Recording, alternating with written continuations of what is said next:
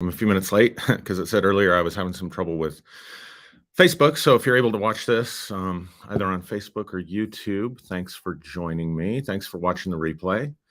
Gonna have a good time today. Welcome to Sunday Morning Live. It's my weekly show that I do that I'm consistent with, or try to be consistent with, at least every week. And still getting set up here, making sure everything's working. So not sure this is showing up on Facebook. Yeah, it is. So welcome everybody. Welcome replay viewers. We're going to talk today about the supernatural. I know that word is triggering for some people. We'll talk about that. But the supernatural without the dogma. And this might be one of those episodes that it's just going to be interesting to see what the response is, because all the different types of people that have subscribed to the channel, that have watched on Facebook, and the various views and beliefs out there. So I want to say at the very beginning, these views are mine and mine alone. Not really mine alone. There's lots of people that share these views, but you get what I'm saying. I'm not trying to prove anything. I'm not trying to convince anybody. I'm just looking for like-minded people that I can share my journey with, and hopefully encourage and share some of the things that I've learned from all of the stuff that I've experienced and been exposed to, particularly since I deconstructed from religion and deconstructed from Christianity. I want to talk, I almost entitled this something else about the occult, but I think I want to stay away from the term the occult. Let me know what you guys think in the comments about that. But for me, it's really one of those trigger words, even though that's a lot of what I'm talking about. The occult, I guess, by its very nature, by its very definition, it's shrouded in mystery and therefore shrouded in misunderstanding. And I know that if I put out there in a public forum, like I did last week, the word occult, that the way that I'm using that term and the way most people are understanding that term are completely different. And I would argue that the way I'm using the term is the more correct way to use the term, because it's not something that I just made up. It comes from really spending the last 7 years, if I'm honest, I spent the last 7 years dabbling in all kinds of various different things. Oh, see, another trigger word. Use the occult and dabbling at the same time. You're definitely messing with demons. You're definitely messing with Satanism or the dark arts, and that really has nothing to do with the term the occult. So for the sake of those of you that are continuing to follow and want to learn more about this, what I'm going to call the third way after deconstruction, that would have been a great title, wouldn't it? The third way after deconstruction from Christianity, because that's the direction that I'm moving more and more every day. That becomes settled in my heart, that that's who I am, that that's what fits me best, and that that's the direction that I want to go. It's what inspires me, is exploring these realms of the hidden, these realms of the unseen, these realms of the supernatural, and how to help people connect with that part of human experience and consistently have results with that part of human experience. By the way, somebody last week commented on my YouTube channel when I was talking about science being observable, measurable, and repeatable. They challenged the repeatability of science and cited a study that was published in Nature magazine. I had no idea that scientists are basically saying that science itself is not repeatable. So I found that pretty funny. And then so I researched that a little bit more. They don't even use the term repeatable, it appears. They use the term reproducible and replicable, but I think it was something like 70%. There's like a 70% some failure in trying to replicate results in scientific experiments in the life sciences. And I guess this is why every few years they out and tell us that, you know, certain vitamins are good for us, and then they say, no, you don't need too much of that. Or they come out every few years. How about this one? They come out and say, if you eat too much eggs and bacon, it raises your cholesterol. And then they come back and they say, no, actually, eggs and bacon raises your good cholesterol, which helps fight the bad cholesterol. Then they come back and say, no, it's not good. There's all this back and forth. So I guess it shouldn't be shocking that science itself really isn't repeatable. So that really was eye-opening. So if you have a chance, you might want to go check out that article. I don't want to take time to really go into it in this episode. I might go into it at a later point, because one of the biggest knocks on those of us that want to talk about our spiritual experiences, our supernatural experiences, or want to look at the supernatural and study the supernatural. And again, I have a word for people, and I'll come back and define that as well. I mean, it's like, pick your trigger word: supernatural, which is going to trigger all the philosophically scientific people that have embraced fully assumptions and presuppositions of scientific materialism. Or I can use the term occult, which basically is misunderstood in our culture, which definitely is going to trigger all the Christians or people who are still deconstructing, because they're going to automatically assume, oh my God, that's Satanism, that's aligned with the deep state, that's aligned, with all this nonsense. And that's not what I'm talking about at all there. So bear with me, and I'll define some of these things, and hopefully that will help you as you share with people as well. But one of the things they say is, if you share your supernatural experiences, if you share experiences where you were involved as a instrument in some way that healed someone of something, simply by the power of your mind, or by the laying on of hands, or through the channeling of some unseen, undetected energy, then that's anecdotal. That's anecdotal. That can't be repeated over and over again in a scientific experience. And then they just dismiss it outright because they're doing the same thing. And I'm going to keep hammering this, and I'm going to keep emphasizing this. They are making the same mistake. And it's hypocritical, honestly. It's hypocritical because they're doing the exact same thing that Christians do. I realized today that there are atheists that are more obsessed with God, or at least as obsessed with God as Christians are, as the religious people that they don't like. They talk about God just as much as the Christians talk about God. They just talk about how God doesn't exist. They've got whole courses in apologetics on atheism, just like we had whole courses on apologetics within Christianity. And yet most people that get into this don't know what they don't know, because they don't even know about scientific materialism as a philosophy and the assumptions that underlie that, or the presuppositions that underlie scientific materialism. So here's what I mean. A presupposition is something that you cannot prove. It's something that you hold in your mind, a truth, a belief, an assumption that you have to hold in your mind to make a statement of truth, or a sentence, or what someone's saying make sense. So just to give you some examples, if I were to say, this did happen yesterday, this weekend, I traveled to a town called Alamosa in the state of Colorado for my two sons to go to their track meet. Now, what you have to hold in mind is that the presuppositions that you have to hold in mind are that there is a place called Alamosa in Colorado. If you've been there, you have to hold that that's true. That I have two sons. If you didn't know that, or you've never met them or seen them, you have to hold that to be true. That I know how to drive a car, you have to hold that to be true. Now, in this case, I'm simplifying this to try to help you understand. In this case, all those assumptions would be correct, but they're still assumptions. You haven't seen them. You haven't proven it. You haven't experienced it or been there yourself. You weren't at the track meet, right? So while I'm giving an accurate picture, there are certain assumptions that you have to make in order for you to make sense out of what I'm saying. And in this case, those assumptions would be accurate and true. And again, I'm trying to help simplify what I mean by this.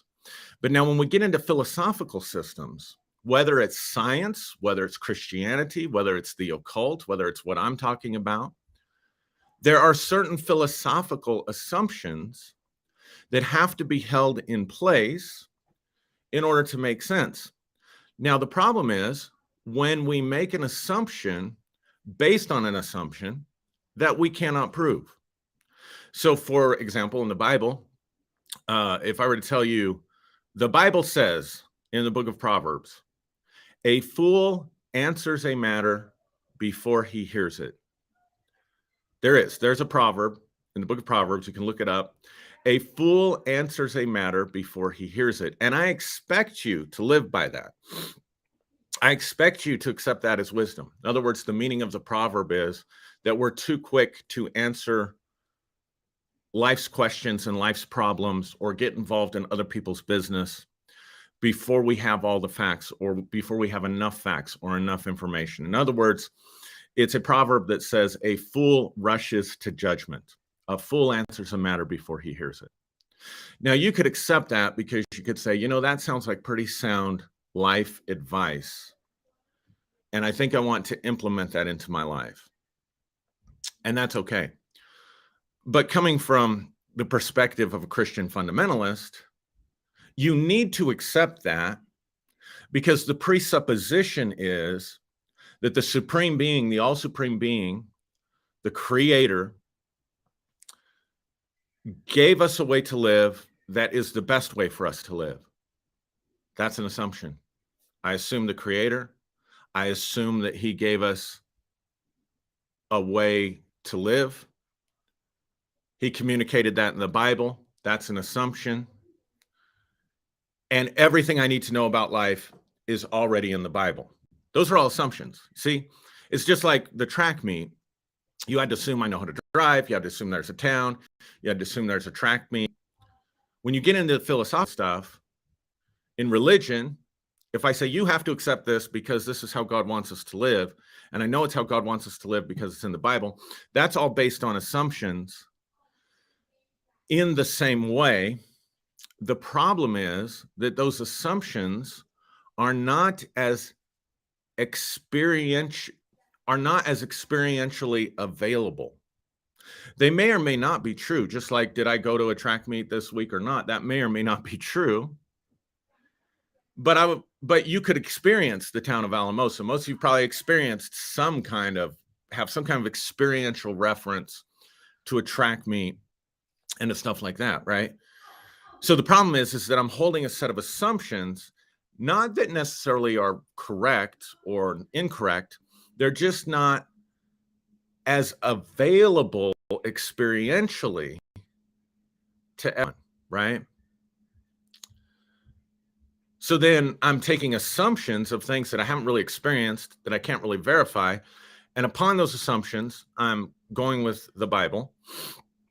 And then when people come at me with hard problems, the problem of evil, why does God allow bad things to happen to anybody? Forget good people. Why is there children dying and children starving, and why is there racism, and why are all these systemic evils, and why is life so unfair, and why is the universe so predisposed to want to kill us, right? And I'll try to answer those problems by coming back to my set of assumptions that there's a supreme being, that he's given us a perfect way to live, and he's told us how to live in the Bible, because I've already made up my mind that that's the nature of reality, and my mind is closed to any other possibilities. Now, the same mistake is being made by people who are in scientific materialism. I'm going to come back to this in a moment and tell you why this is important to talking about the supernatural. Because, remember, I said I'd define the term supernatural. For a scientific materialist, there is no supernatural. There is nothing but the natural. There is nothing but the natural order. So therefore, anything seemingly supernatural is really just nature acting in a way that we have not discovered yet. There is no supernatural, because supernatural would imply something above or beyond that which is natural. Here's where the presupposition comes in. There is nothing else but the natural. There is, if it exists, but see, here's the problem.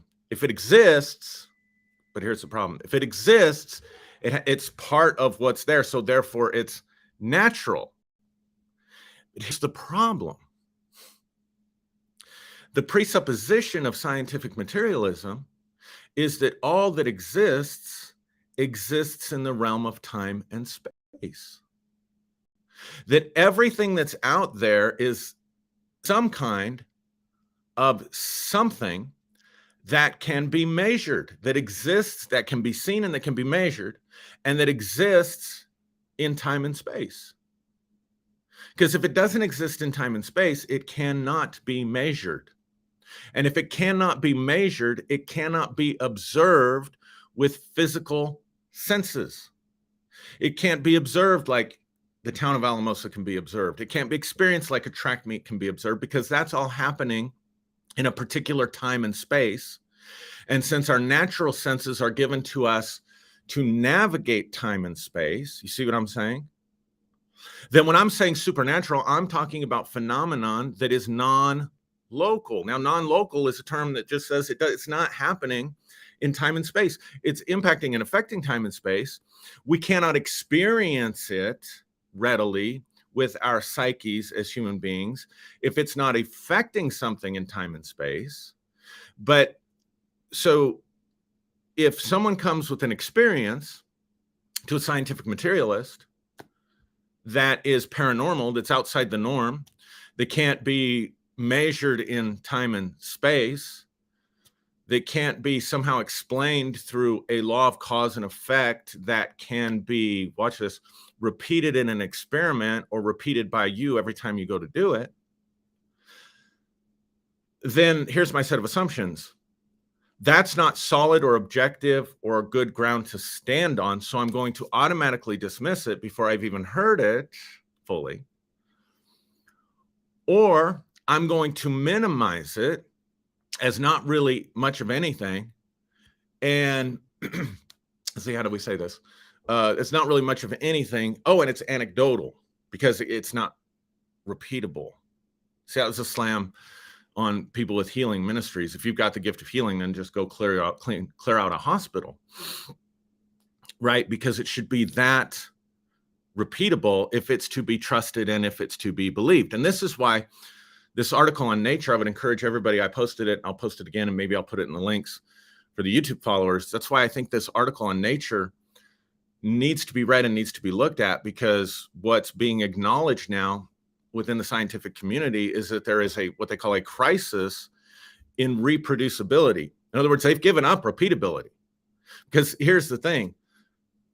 A lot of scientists, after they publish their work, they cannot replicate the same results the second time they go and try the experiment. Or another scientist or group of researchers will take that experiment and they will structure it the same way. They'll follow the same exact structure in order to replicate it.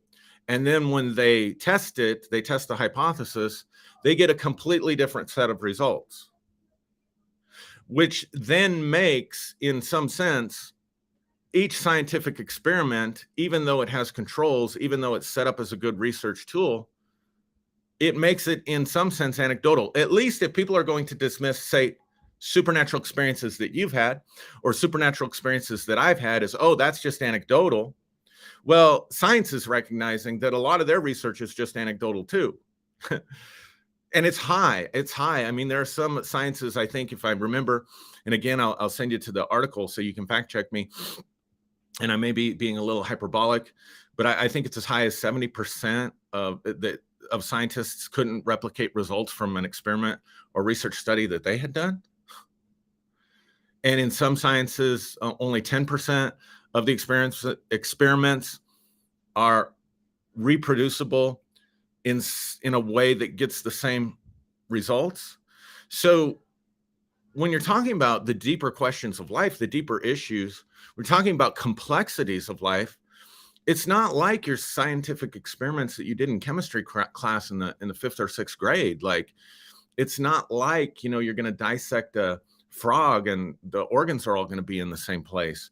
Or it's not as simple as a recipe. I remember doing the volcano experiments. Remember, you take baking soda and you take vinegar and it does its thing. That's a recipe. That's not an experiment. But when you get into these deeper levels of complexities, things are not repeatable. So what I'd like to suggest and ask from all my atheist friends and my friends that want to hold on to the assumptions of scientific materialism, then just like you understand the complexities within the life sciences, you understand the complexities within the cosmology, you understand the complexities to quantum experiments and quantum theories. Most of what we say about quantum mechanics is theory, because at the quantum level, things act so mysteriously, so contrary to Newton's laws of physics, that we just come up with theories. And so scientific materialists will accept the complexity of that and say, I don't know, but we'll eventually find out. So all I'm saying is, as I'm going on this journey and taking people on this journey of exploration into realms of consciousness and exploration into realms of the occult and exploration into realms of the supernatural, understand the complexities there, and there's mysteries there, and there's questions there that we don't have all the answers to. Don't dismiss it in the same way you don't dismiss quantum physics. The only reason a person could dismiss,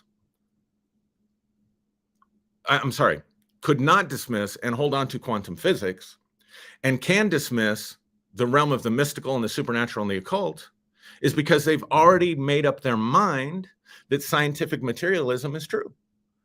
And they've already accepted, albeit they probably don't know it, all the assumptions that cannot be proven about scientific materialism. And they probably don't know, because I didn't until somebody pointed this out to me, that science is not as reproducible and repeatable as you think. And so therefore, a lot of science is anecdotal. So if you're not dismissive towards a scientific experiment or a research or a scientific theory, then please don't be dismissive of other people's supernatural experiences as all, that's all baloney. Because here's the thing. If we try to study this stuff with observable, measurable, and repeatable, we're using the wrong instruments right now to try to do that. And I'm going to show you how using the wrong approach has set us back. In a minute, I'm going to talk about something that I think has set the progress of human potential back hundreds of years. I think things could have gone completely differently for us, and I think humanity could be in a completely different space, at least in the West. I don't know what that would look like. I can't look into that timeline. But I think if scientific materialism hadn't continued to win the day in the academies and in academic circles, there was stuff being done. I'm going to talk about research into consciousness and healing and supernatural that was being done in the 1700s that was capturing the world's attention, but was being approached from a scientific materialist model. And because that model was the wrong approach, all that research got dismissed and those realms were not further explored or developed. And as I learn more and more about this particular topic that I'll introduce in a minute, I think humanity really lost something here. Why am I belaboring this point? Because I want to talk about supernatural phenomena, and just like trying to get a Christian to see the negativity or the silliness or the foolishness of some of the things that are taught, some of the things that we did, and some of the ways that are followed in Christianity, it's hard to get them to see it because they've accepted subconsciously so many presuppositions that they can't even hardly hear what you're saying.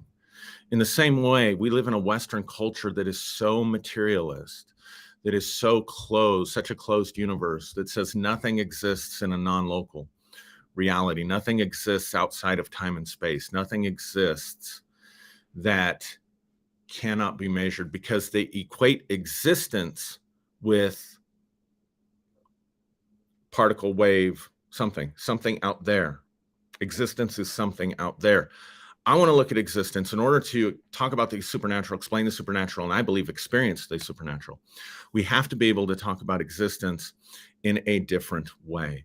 So when I'm saying existence, I'm not saying it exists in a observable, measurable way. I'm not saying it exists in time and space, but what I am affirming is that it exists as experiences.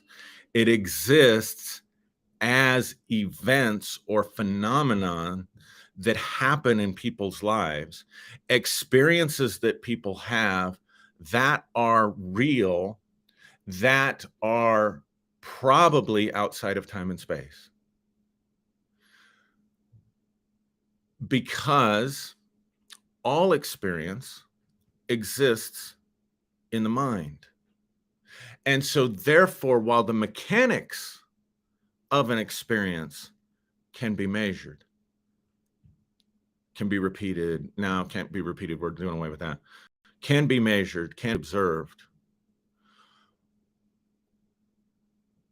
the mechanics of what's actually experienced happens in a realm that you cannot see, in the realm of your mind. Nobody can see your thoughts. Nobody can measure your thoughts. And don't come back and say, yes, they can. They can see them on a brain scan. That's not true. That's not true. That's a fool answering a matter before they hear it. And I'll just leave it at that. You go figure out why it's not true. Go do your own research. It's not true that they can tell again what the taste of coffee is because certain neural circuits are firing in my brain when I taste coffee. Simply not true. So it's funny that the scientific materialist would say, how can you believe in this other stuff? Because most of our daily life happens in this physical world. I can say the same thing. That's absolutely not true.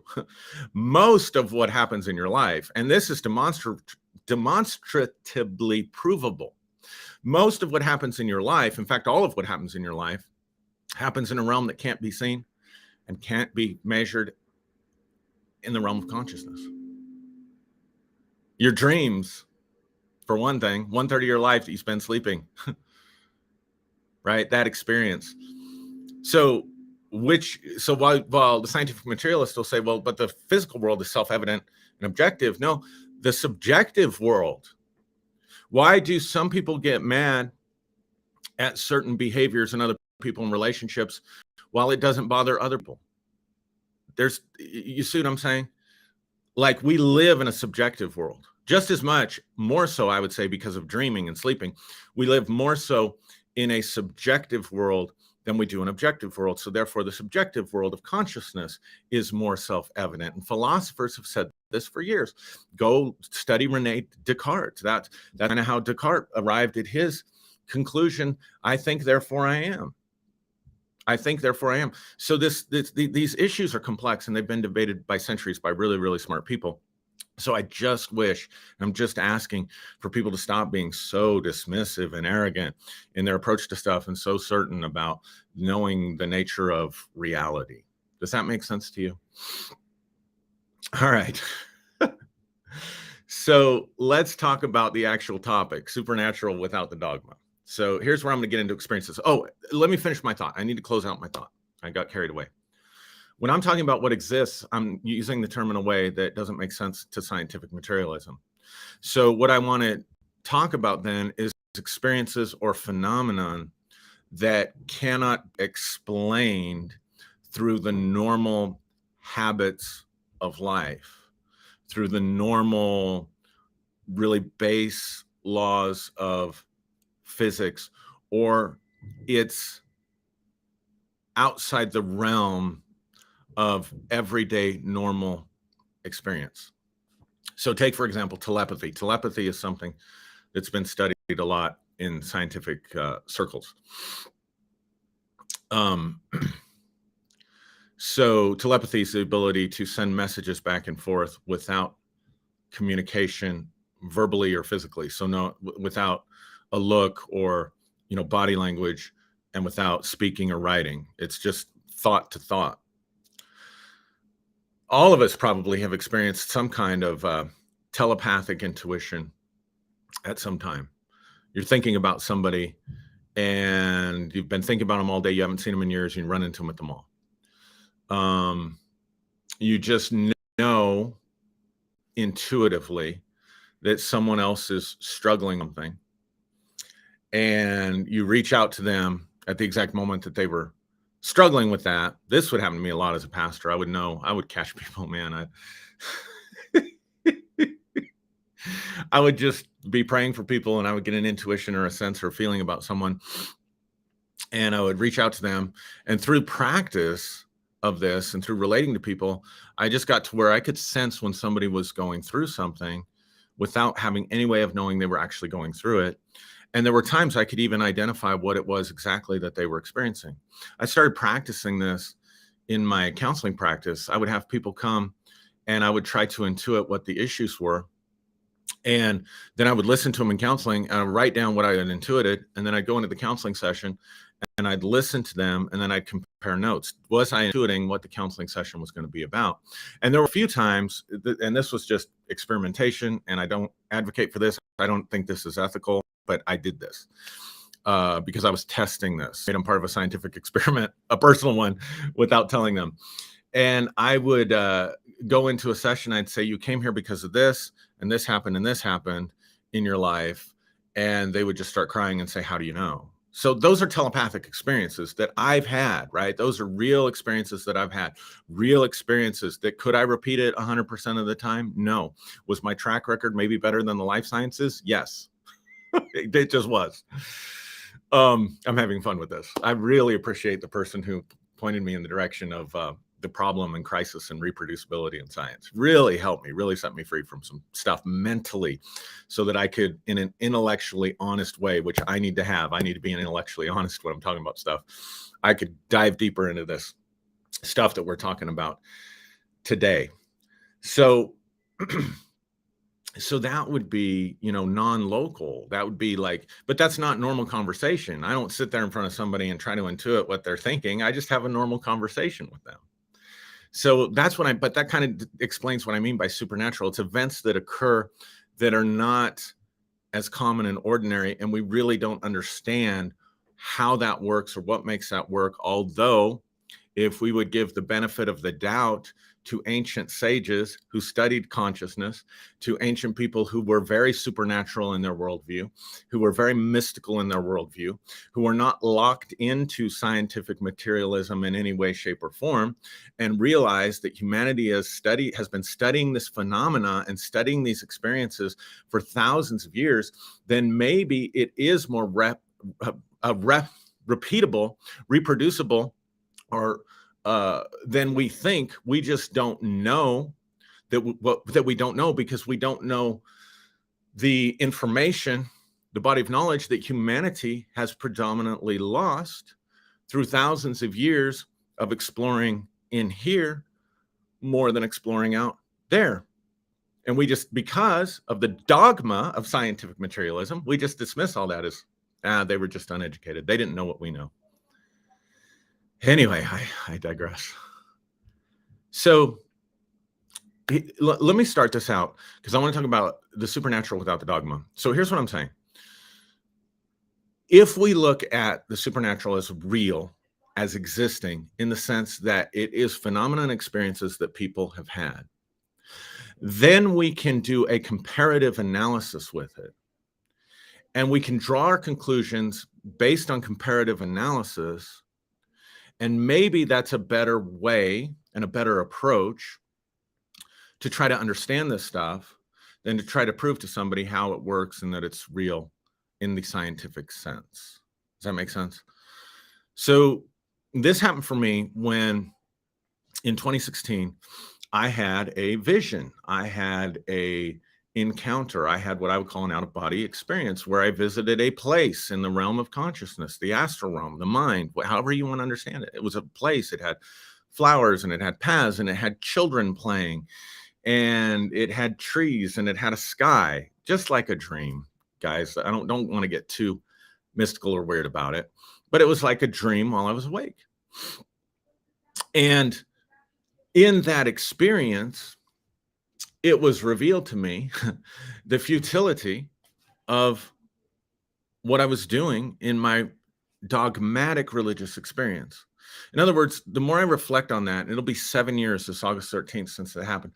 The more that I reflect on that, the more I realize that that experience was there, not to completely deconstruct me from the life that I'd had, although that certainly happened, but to free me from the dogmas that were binding me. In fact, I can go back as far as 2015, 2016 is when this started happening. Yeah, because that other experience. So in 2016, I was having a lot of supernatural experiences daily. And I realized that my supernatural experiences were attached to my dogma. They were married, they were intermingled, they were enmeshed together as one and the same. That the experience and the dogma were intricately connected. And so that experience that I had in 2016, that was there. That was all about the dogmas, because what I was seeing, and it was really crazy, because at one point in the experience, like I said, there's children off playing, and part of what was coming was, can you recover that childlikeness, that freedom, that spontaneity, that curiosity, the ability to play and explore and experience and have fun? Because I had spent the last 10 years at least in ministry being completely emotionally disconnected from what I was doing, completely emotionally disconnected from my life in many ways. I mean, that doesn't mean I didn't experience emotions. I'm just saying I felt like I was a robot going through the motions, and something inside me is saying something's missing. I know there's got to be more. And of course, the answer back there was, well, if something's missing, you just got to get hungry for God. You just got to get after God. And so we'd hit the prayer closet, and we'd do longer prayer meetings, and we'd go to more conferences, and we'd get together more, and we'd have more experiences, and we'd have more far out experiences. And then when we'd have more far out experiences, it's like, oh, but we're hungry because there's more. And something inside me is like, yeah, there is more. There is more. And I don't feel satisfied. I don't feel whole. I don't feel good. I don't feel connected with what I'm doing. And so I have this experience, and there's these children. It starts out, there's these children that they're just playing and they're enjoying themselves, and something starts to come alive. And it's like, I want to go join them, but it's like, I'm my adult self. I feel so awkward. I don't know how to do it. It was cringy to me to try to let go in that way. And they're off to the left, and then off to the right is this path. And I walk down this path, and there's two trees. Now, anybody that was part of our ministry knows that I preached out of the book of Genesis, chapter 1, 2, and 3, almost every Sunday. More than probably any other preacher on the planet, I preached from the book of Genesis and talked about the two trees in the garden. And you will also know, those of you that were part of the ministry can verify, that I talked about it in a mythical, metaphorical way about judgment and life and who we are and shame and nakedness and all that stuff. I didn't talk about it in the original sin, this is historical way. In fact, I got to where I was making fun of that because I understood it was a myth. It was meant to speak to something deeper in our lives. So that was very meaningful to me. Those were very important symbols to me. And there's an angel of light standing next to one tree, and I automatically assume that is the tree of life. And then there's an angel, or then there's just this dark, shrouded tree, and there's an entity that looks like Pan, the god Pan. And so it's like, oh yeah, there's the light here, and there's the evil. There's the light here, and I realize I'm not far enough out. There's the light here, and there's the evil over here, right? And then I hear this voice. And it says to me two things. It says, first thing it said to me was shocking, because this tree, which I assumed was the tree of the knowledge of good and evil, the one that had Pan next to it, versus the tree of life, the one that had the, Michael, the archangel or whatever next to it. These are all symbolic, guys. I'm not saying the map is the territory. I'm saying this was the experience. And I'm saying my experience was real, and my experience was valid. And yes, my experience was supernatural, because not every time that I lay down to just deal with some kind of emotional pain or to meditate or to deal with trauma, am I caught up into an experience that's as real as talking to you right now, or as real as a dream. See what I'm saying? So don't get confused when I say Michael the Archangel. Don't get triggered, those of you. Or don't, by the same token, those of you that are into that, oh God, that was Michael the Archangel. Maybe it was, maybe it wasn't. I can't verify that. All I can say is I can tell you my experience. All right, enough said about that. I really want to hammer this, because this is important. I know it sounds like I'm beating a dead horse here, but this is important to the third way. This is important to the third path, that we do not confuse the map with the territory. Because if we confuse the map with the territory, all we're going to do is create another dogma that's going to put people in bondage. And the topic of this talk is the supernatural without the dogma. All right, so that's what I'm saying. Back to the experience. I hope you guys are following this, and I hope this is helping you, and I'm not just rambling about myself. So let me know in the comments. um, oh, actually, as I was saying that, Donna says it's a blessing to be able to share in your teachings. Okay, great. Thank you, Donna. But if I need to change tracks here or something, you guys give me some feedback. Let me know. It's one of the things that's hard about doing this. Like, I don't have an audience to gauge, like, oh, they're going to sleep on me, or yeah, they're really engaged in what I'm talking about. So I have these experiences, and the first thing I hear inside of me, I hear a voice. Actually, not inside of me. I mean, this is all happening inside of me or outside of me. I don't know. I don't want to locate it because it's non-local. It's outside of time and space. I hear a voice, much like, I would imagine in the prophetic experiences depicted in the Bible. I hear a voice that says, if you do not recognize the voice of your shadow, you will mistake the voice of the shadow for the voice of God. Now I'm going to say that again. If you do not recognize the voice of your shadow, what's the shadow? The shadow is the dark parts of us, the parts of us that we want to ignore, the parts of us that we want to pretend don't exist, the parts of us that we don't want to show to the world. It's where our secrets lie. It's where our trauma lies. It's where our secret desires lie for life. Whether that secret desire is to, become a greedy billionaire, not necessarily greedy, but you have a secret insatiable desire for material things, or sexual desires that you haven't fully even been aware of, maybe, or the desire to hurt people or humiliate people, all that stuff that's not socially acceptable, especially as a Christian, all that stuff that we can't have, that gets shoved into the shadow. And here in this prophetic experience, I'm hearing this voice say, if you don't deal with your shadow, you will mistake the voice of your shadow for the voice of God. In other words, people who are not willing to honestly own up to their stuff and their business, and they get involved in ministry, and they get involved in some kind of prophetic ministry or teaching ministry, they will think they are being led by the Holy Spirit. They will have experiences. They will have encounters. They will think they've even heard the voice of God. But the voice of God it's not the voice of God. It's the voice of their shadow. But they're so alienated from their shadow because they haven't integrated it. They're so other than their shadow because they've worked so hard not to be that person that has those desires or had those experiences, that when it speaks to them, it speaks as though it is the voice of God. And that in this experience is what I heard. If you do not deal with and integrate your shadow, you will mistake the voice of your shadow for the voice of God. Now, I want you to understand something. This is 2016 when I'm having this experience. I'm still locked into the dogmas because the whole purpose of the experience was to set me free from the dogmas. And again, I don't think there's a preacher alive that preached more on Genesis 1 through 3 than I did. And so if you think about this, when I'm seeing these images, I'm assuming that the tree that's got the shadow on it and the tree that has the god Pan by it is what I need to stay away from and avoid and not listen to. And the tree that has the light, that is the one that is the voice of God.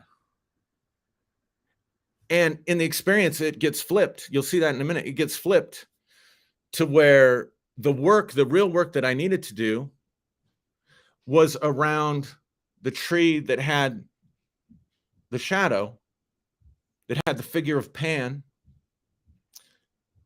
And I needed to deal with the light, because it's like what Jesus said, if the light within you is darkness, how deep is that darkness? Because what I thought was my light was really my darkness, and what I thought was my darkness was really my light. I'm going to say that again. What I thought was my light was really my darkness, and what I thought was my darkness was really my light. And what I thought oftentimes was the voice of God speaking to me, it was the voice of my shadow. So I come out of that experience, and all of a sudden, and there's some really personal stuff in it. Let's see, I want to share that? No, I'm going to be general about it. So I go through this timeline of my life, and I see all of a sudden that flashing before me, I'm standing. So for example, I'm standing in my childhood yard, just vividly standing in my childhood yard, in front of my childhood home. And it was a time when some really traumatic, tragic events had taken place. My family was really messed up and dysfunctional. And um, and then there's a figure standing next to me that looked like Mr. Smith from The Matrix.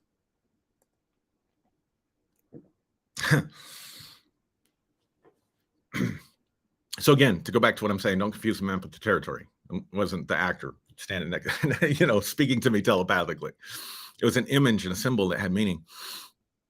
I remember sunglasses and all, and standing there, and I'm standing there as a child watching these events unfold, and I hear the guy next to me says, "You can't save them."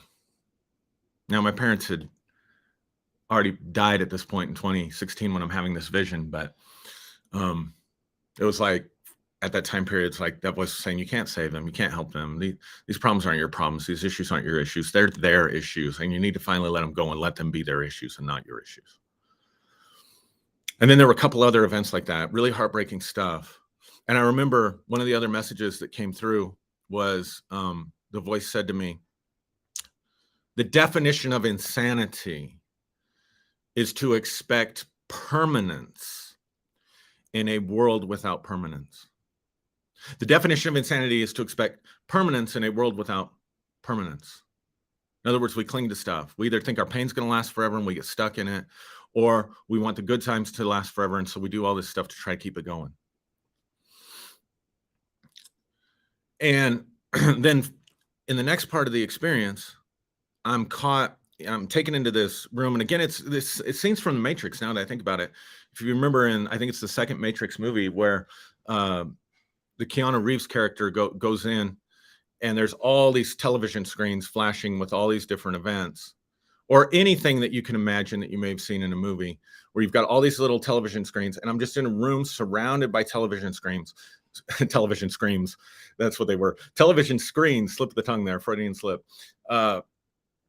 Really, that was a Freudian slip.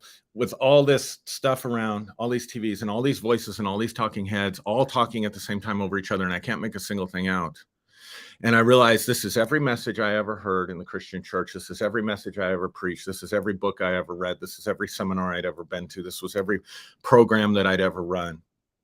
And I began to realize that, 7 steps to answered prayer, how to have a godly marriage, improve your marriage by coming to this weekend retreat, how to be a good Christian, what it means to be a good Christian father, how to be a friendship evangelist, how to walk in the Spirit, how to manifest the fruit of the Spirit, how to manifest the gifts of the Spirit, how to prophesy, how to heal, how to.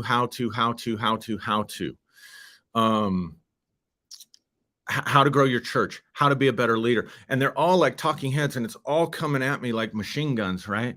And I'm sitting there in this experience, and I'm saying, how in the world, how in holy hell is anyone supposed to be able to take all that information about how to be better and how to be good and how to be this and how to be that, and somehow push it down inside so they suddenly become that person?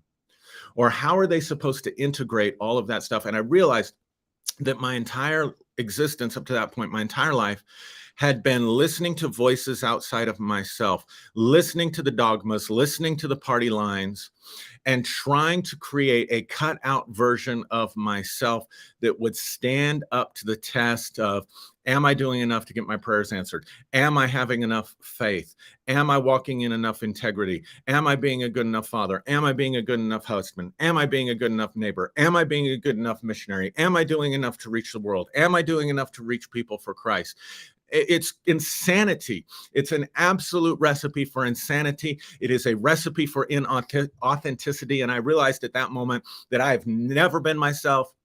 45 years old, I've never been allowed to be my authentic self since I was 18 years old, that my entire quest into this realm of dogma and into this realm of doctrine was an attempt to create a false cutout cardboard version of myself. And here's the painful part of it. I probably did a better job of it than most people.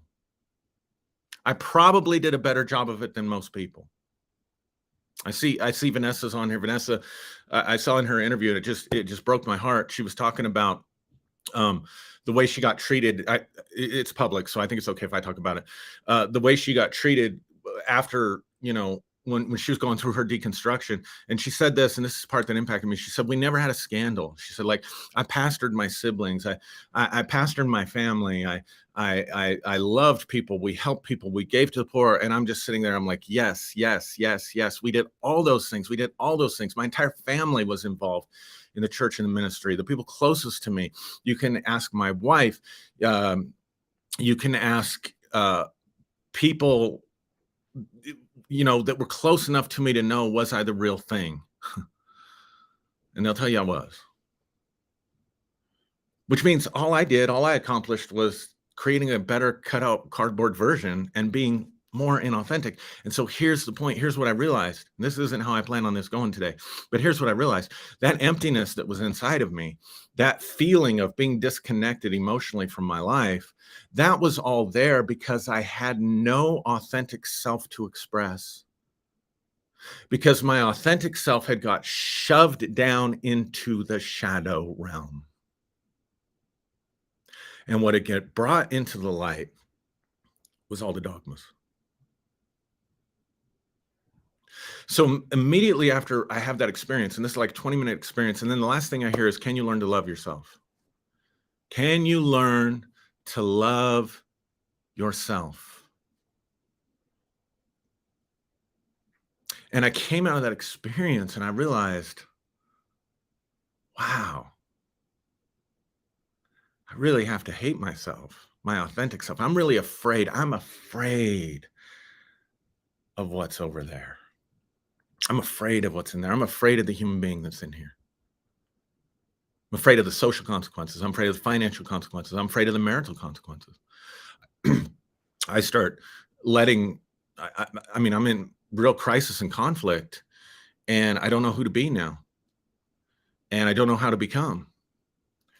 But I want to let this other self emerge. And as this other self is emerging, it's creating all this chaos. It's creating chaos in the church, chaos in my marriage and family, chaos in my relationships with my family, because I was no longer fitting into that cardboard version anymore.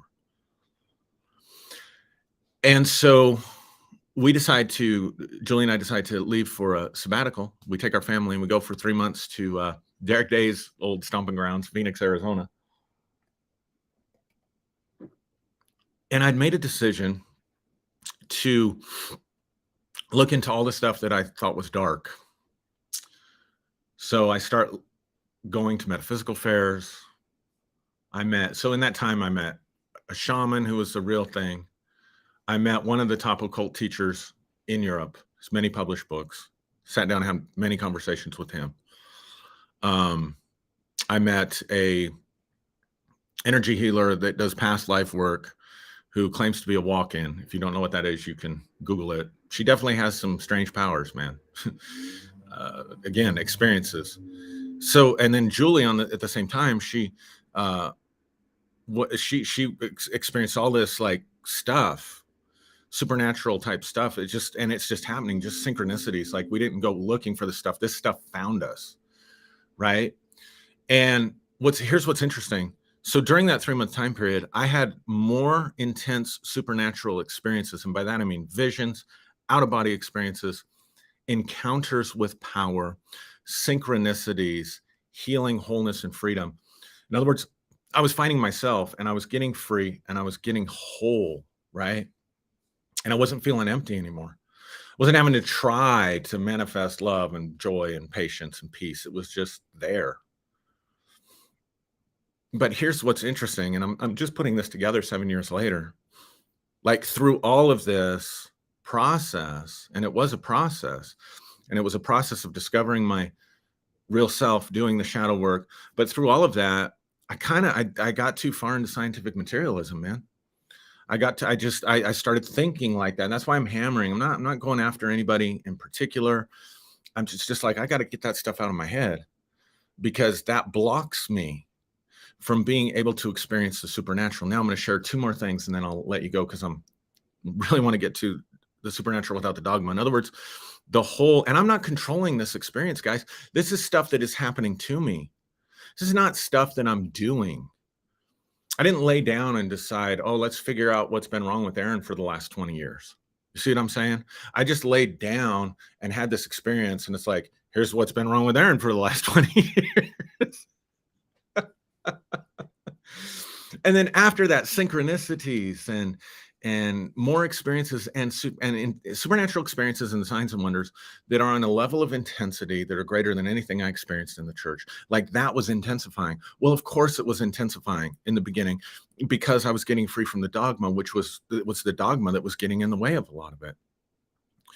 But because I couldn't understand what was happening to me, because I couldn't really find anyone that I could much talk to about that stuff, and because I guard these experiences and keep them close to my heart, and I don't usually share them publicly like this, I didn't know what to do. I didn't know who to be. And so I just kind of fell into a rut with it all, man. I fell into a rut with it all. It's like I discovered myself and then I lost myself. But, we still had our church. We had to figure out what we were doing with that. I had a building that we owed debt on, 4 acres of land that we owed debt on. And so I'm still trying to be responsible. And then of course, the pandemic happens, but that's, years later. Anyway, it's besides the point. But one of the other things that happened that I want to talk about, I'm going to keep you a little bit longer today. I hope that's okay. Because I want to talk about 3 things to close this out. So when I went to, one of the things that I decided to do after this stuff started finding us was I'm going to look and see what else this community has that's going on that's spiritual. And there was a church, it was a Catholic church, surprisingly, not Roman Catholic. It was, I don't know, like the Libertarian Catholic Church of the USA or something. So it's weird fringe element. And we go to their place and they're hosting this guy who is a Muslim mystic who's going to impart to you the Christ power, a Muslim mystic there to impart to you the Christ power. And there was probably 50 people in that meeting. And he comes in and he just starts talking. He's dressed like Benny Hinn. He's dressed all in white.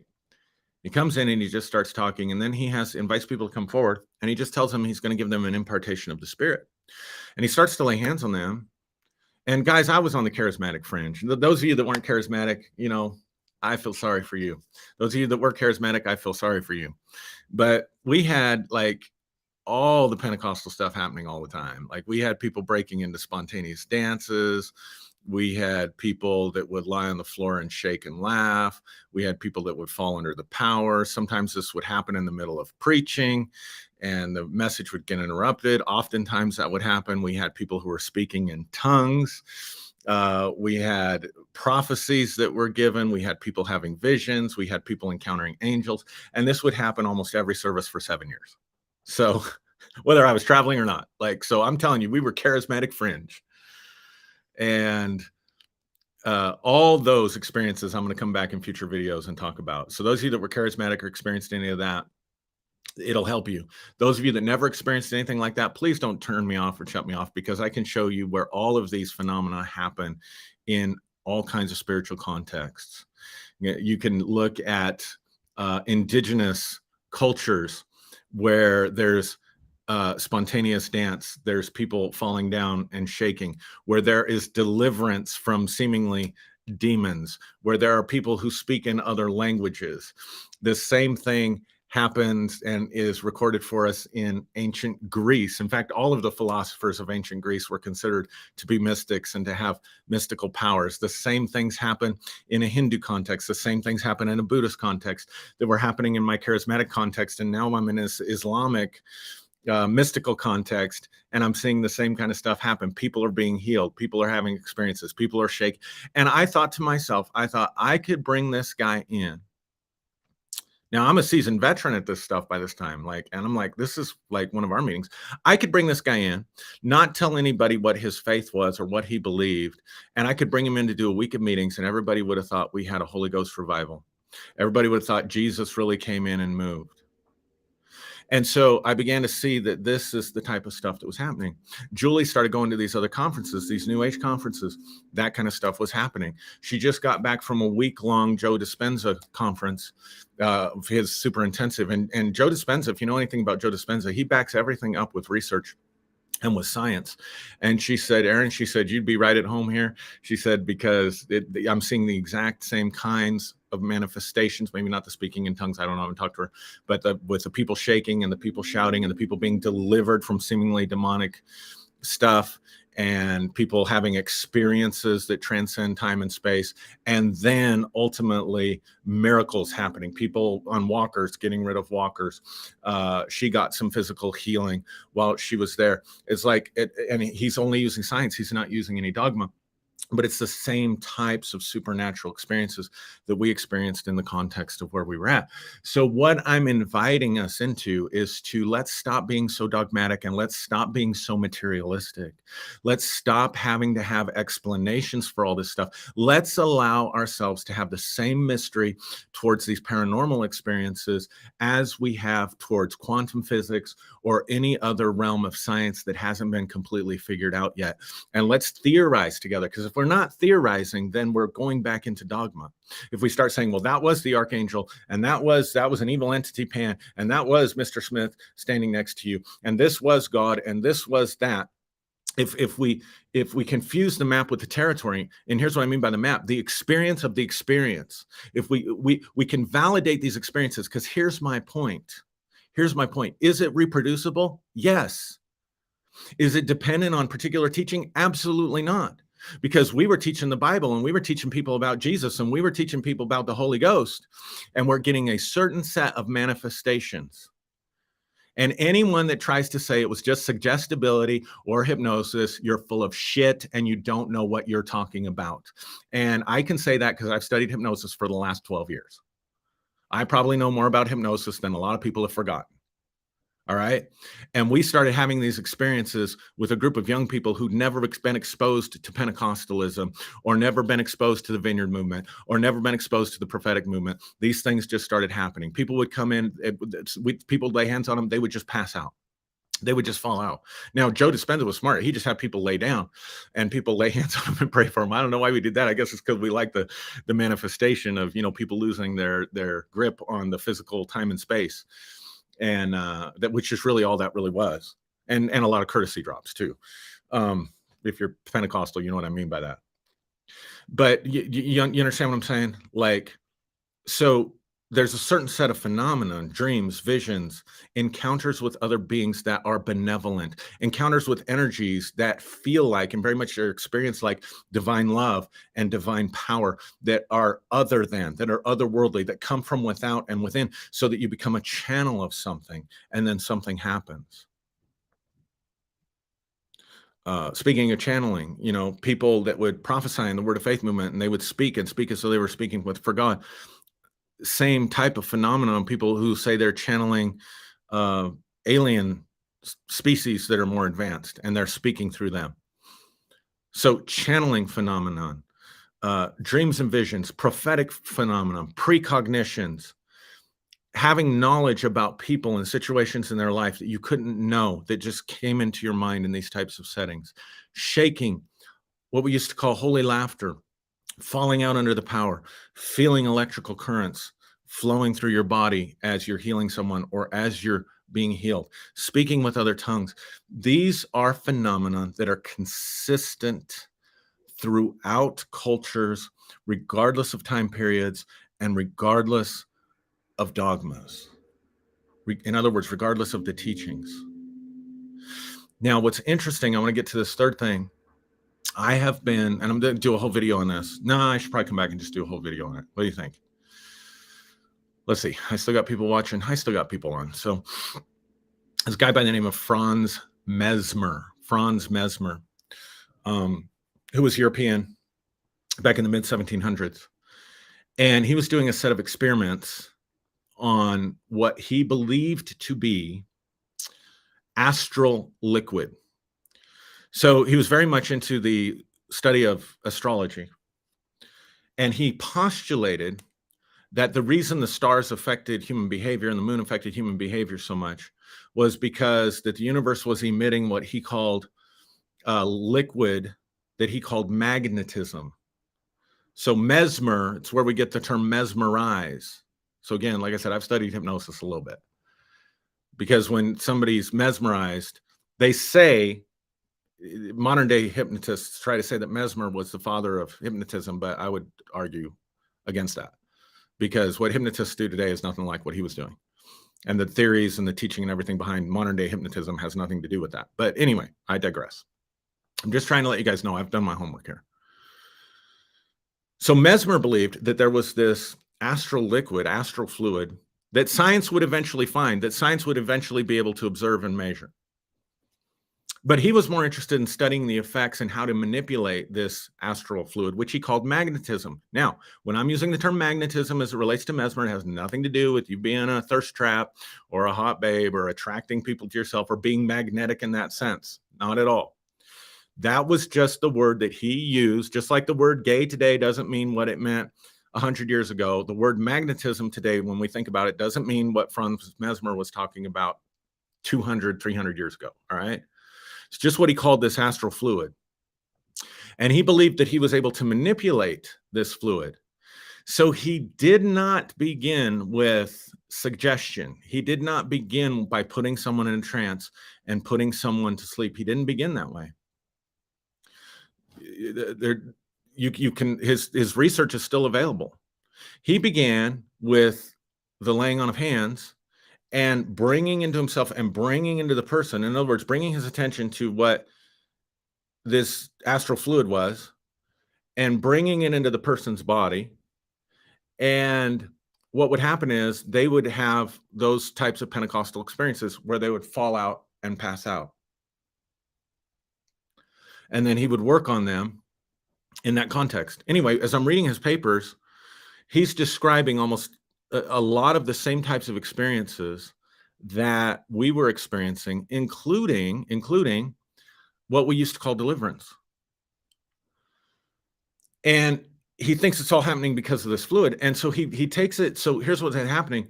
He was being brought all these hard cases, people that were on the verge of death, people that only had a short time to live, people who were in walkers or canes, people who had, incurable diseases at that time. And he would lay hands on them and he would work with this substance that he called magnetism. So they would get mesmerized as a result of the laying on of hands, not as the result of some hypnotic programming that they took them through. And these people were getting healed and these people were getting better, so much so that he had clinic and so much so that he had an audience with the top academies in, I want to say, France, Italy, and Germany. And then it spread like wildfire into the United States and was really a precursor to what we call the occult in the United States. My point is, I'll do a whole video on Franz Mesmer if you guys are interested. My point is as I'm reading his research, he's talking about telepathic. He's talking about non-local knowledge. He's talking about healing. He's talking about deliverance, complete with people speaking in other voices and knowing things that they couldn't possibly know, like that would be hallmarks of deliverance ministries. So that stuff is all in there. And here's where I think that humanity could have benefited if scientific materialism hadn't taken off, because there's two problems. There was three problems with Mesmer. The first problem was he was getting results that medicine still can't get today and certainly couldn't get 250 to 300 years ago. He was getting results by the laying on of hands. The second problem with Mesmer was he was an asshole. He was arrogant because he was getting more results. So he was turning the people off because, hey, I'm better than you, and you guys need to listen to me. And then the biggest problem with Mesmer was he was trying to although he was studying the effects, his base theory was based on philosophical, scientific materialism, that everything can be measured, everything can be observed. And so what he postulated and what he theorized, not any different than like string theory today. It's my understanding nobody's seen the strings. It's just a theory that's out there that this is what causes these effects in the quantum realm. He's looking at these, what I would call occult effects of healing and telepathy and all these incredible things that people have experienced for as long as humanity has been and continue to experience today and will continue to experience in the future. He's studying these effects, but he's boxed himself into scientific materialism. So his theory was that it was an astral fluid. And that's where the academies picked him apart. And that's when the academies started to suggest that Mesmer was operating out of the power of suggestion. So the power of suggestion gets attributed to Mesmer, making him thus the father of hypnosis, because that was the Academy's explanation for what was happening. Now, here's my question. If he's getting better results and people are being well and people are getting healed, even if he is a jerk, and even if it is just the power of suggestion, then shouldn't we have had intensive studies done on the power of suggestion and the healing power of suggestion? But for at least 300 years, we can't have those conversations because the academies are dominated and society's mentalities are dominated by scientific materialism. And we want to take these experiences that people have, even though they're ubiquitous to spirituality, and we want to dismiss them as anecdotal, and we want to put them off in the corner, and we want to create this. We want to treat the humanities or as the ugly stepchild in academic circles. And I'm speaking because I work in an academic setting, so I'm not an academic, but I work in one. I work with them, and so that stuff just got pushed by the wayside. Same things happened to the breakthroughs and that Carl Jung. Carl Jung was a brilliant man. Carl Jung was ahead of his time.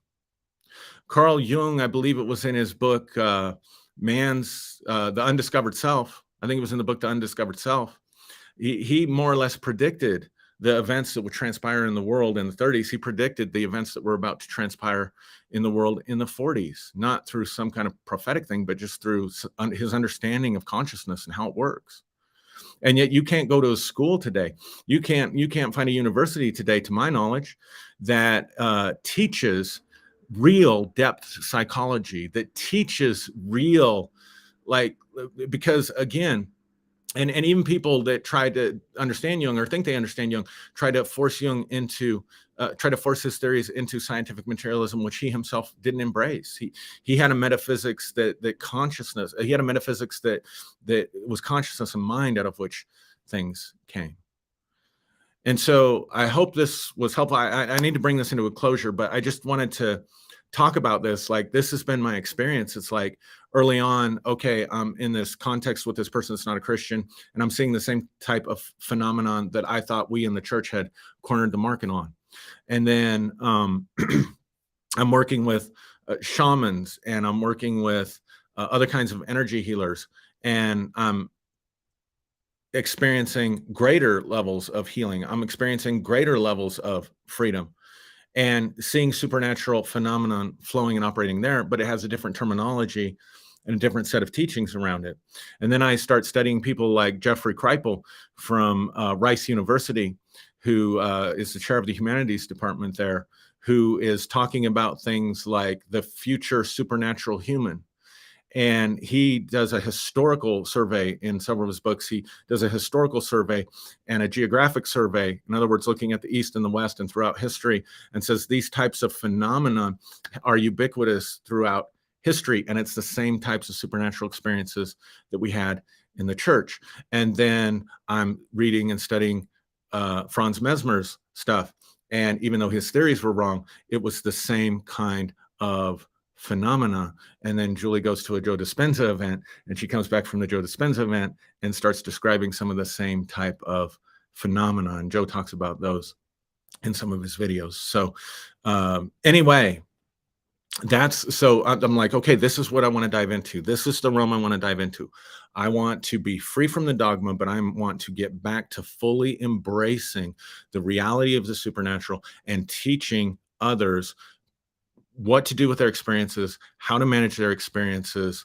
And I want to get back to doing healing services, frankly. I mean, it's messy because, again, but it's only messy with the dogmas. Like, if we just do laying on of hands, and we're just laying of hands, and we're just transferring, whether it's astral light, whether we call it astral light, or we call it magnetism, or we call it divine power, or we call it chi, or we call it Reiki, whatever. But like, I think you could set up a setting where you can practice the art of healing by the laying on of hands, and doing the things that we were doing, and you can separate the dogma from it if it's possible to do that, because it was the dogma that got people messed up. It's always God's will to heal.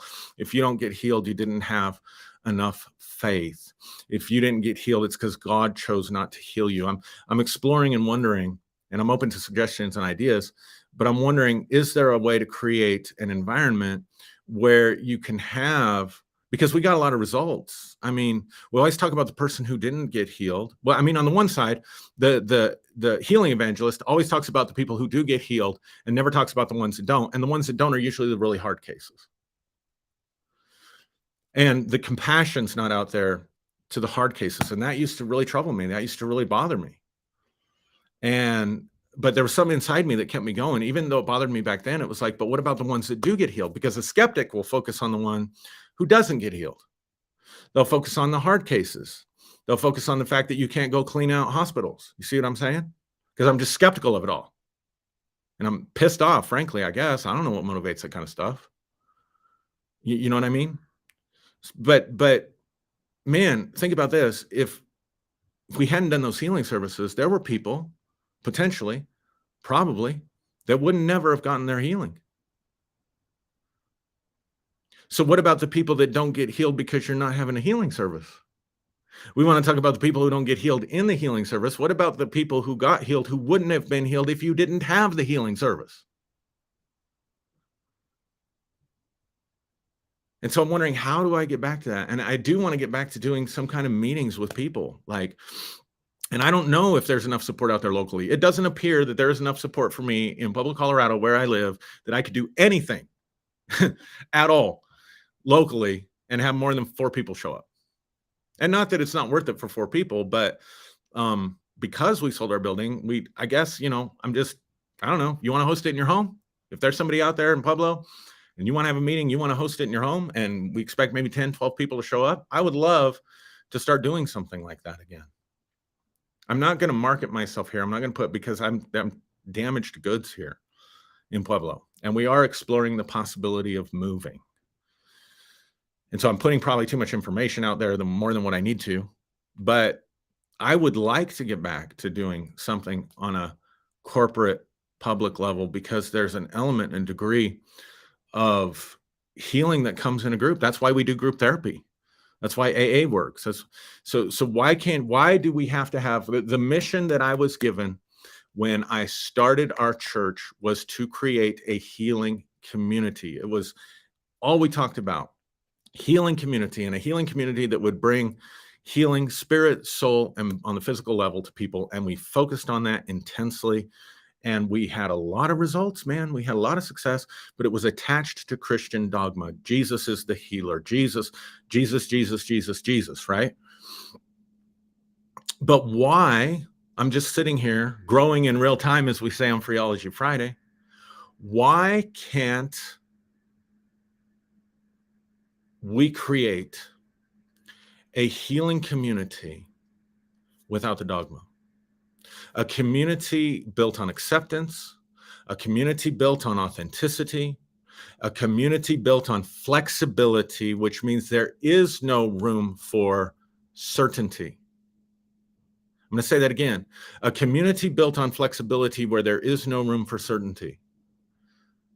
There's not room for dogmatic certainty in regards to religion and spiritual experiences, confusing again, like I said, the map with the territory. And there is not dogmatic certainty on the other side of these phenomena don't exist, or they can be easily explained as psychological phenomena, or the power of suggestion, or trauma, or whatever.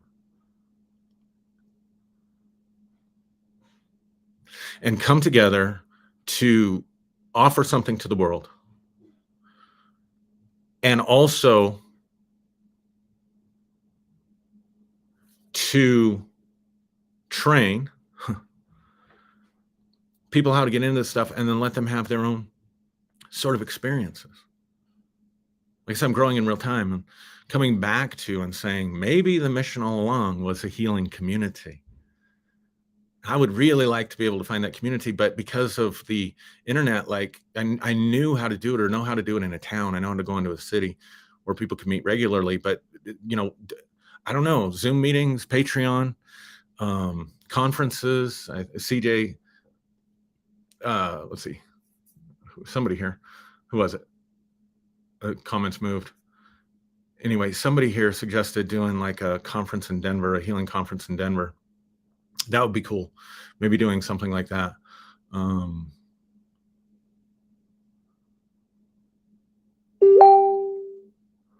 CJ, I'm not sure what CJ is saying here, but CJ says, please understand I'm all for this, but it's going to remain a mess if we can't learn how to love well, stop protecting abusers, become emotionally intelligent, etc.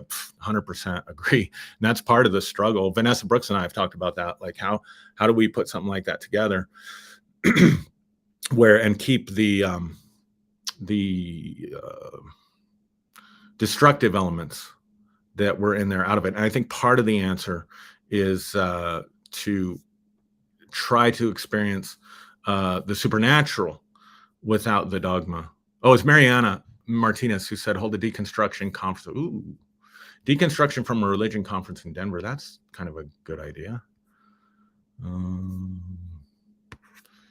wanted to see what CJ was saying here also. Oh, yeah, the hard cases and the lack of compassion. Yes, for sure. Don't get me started. I think hard cases will need good doses of compassion before they will even enter a healing service. No judgment, just love. I completely agree with that.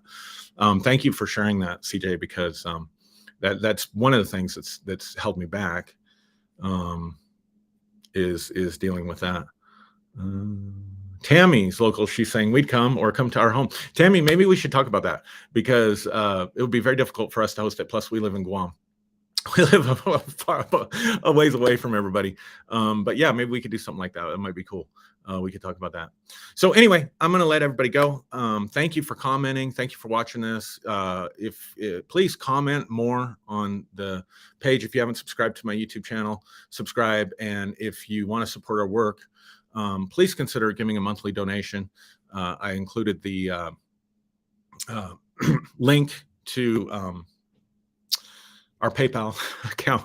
I would do services just for people that want to harp on, evangelists or whatever, that they're all for the money and blah, blah, blah. And most of them are, probably 99% of them are. But my wife will tell you, people that comment on here that were with us, Jeanette, Don Tripp been with us for a really long time. Jeanette Pacheco Peasley, Roger Brown. They would tell you that I go through whole services and forget to take the offering. And they'd have to remind me, Aaron, you forgot to take the offering. I'd be like, oh, wait. So, but it does take money to do this kind of stuff. And I have to hire people to do what I can't do. I'm not good with technology. I'm not good with marketing. I'm not good with administrative type stuff. And so we're going to have to be able to hire people to do that. And so I realize in order for things to expand, we're going to have to be able to pay people to do stuff that I don't have the expertise to do. So those donations will speed up that process. But as you might imagine, it takes a lot of money to put yourself on the line and say, okay, we're going to pay you X amount of dollars and have integrity with that. So we're still kind of raising capital, if you will. For that, we're a nonprofit organization, so it's not an investment in any way, shape, or form. Roger Brown just commented true with the crying face about me forgetting to take the offerings up. So anyway, it's not capital. I shouldn't have said that. That was a wrong word to use. So I wish I could edit that out, but this is live. We need to raise enough funds that we can pay some professionals to put together some stuff for us and even maybe just teach us how to do some of this stuff. And so that's where we're kind of building up funds and cash in order to be able to do that. And people have given, whether you've given $1, whether you've given $1,000, or some people I think have given even more than that recently. I appreciate you from the bottom of my heart. Thank you so much. Thank you for helping us do this. And I look forward to, I'm getting clarity. And these live videos are helping me get clarity on who I am and why I'm here in the direction that I want to go in the future. So thank you for joining. Thank you for watching. If you're watching by replay, thank you for watching by replay. Those of you that have stood by me and supported me through this entire process, I am eternally grateful to you. I love you from the bottom of my heart. Those of you that allow me to get out of the box and don't try to keep me inside a box of agreement, mutual agreement, so that we're basing our relationship on mutual agreement. There are some people out here that I deeply love them, and I know they deeply love me, and we disagree on a lot of this stuff, but our relation that lets me know that our relationship is not like built on dogma, built on agreement around beliefs and philosophies, but it's built on real something stronger and much more powerful than that. And so I appreciate those of you that are in my life that are like that. And wherever you are, I hope that you're well. I hope that you're at peace. And if you're struggling with something, I want to encourage you to not give up, because through this whole process, there were some dark days for me. There were some days that I really wanted to just cash it all in, not in a suicidal way. I don't mean it like that, but just walk away from all this stuff and just go live a normal life and not worry or think about this or anybody else out there, and just have my own selfish pursuits. I'm just not wired that way. I wouldn't have been happy doing that either. So it's been a process. I'm a work in progress. And so those of you that embrace that and have loved me and supported me and walked me through that, again, I'm deeply thankful. But also, if you're in that place, if you're in that struggle, things do tend to correct, and they do tend to get better if you don't lose hope. So anyway, with that, I will bid you adieu. God bless you. Namaste. Whatever your choice of salutations are. Thanks again